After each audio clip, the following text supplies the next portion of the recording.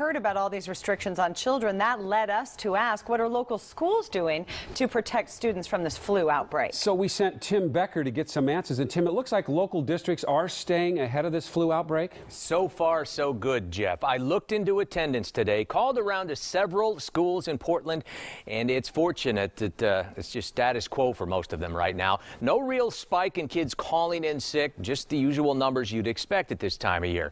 That's because H1N1 and other viruses are something they do battle against year-round.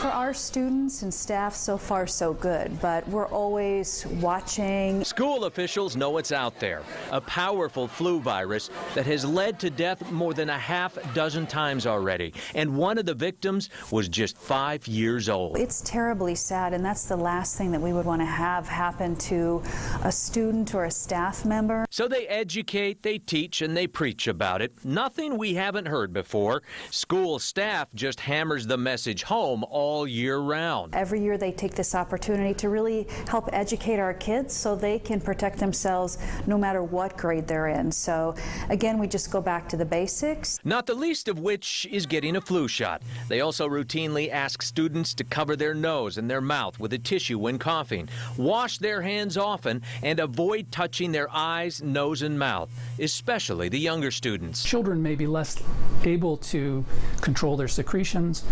They may excrete virus for longer periods of time, even after they have resolved their influenza. We have nurses through the county and our schools, so they're also monitoring. School officials also tell me they work closely with the county health department. So if there is a concern, they're going to let us know immediately, and then we're going to contact families. So right now, so far so good, but we're keeping our fingers crossed, and we're definitely staying in contact with all the health officials.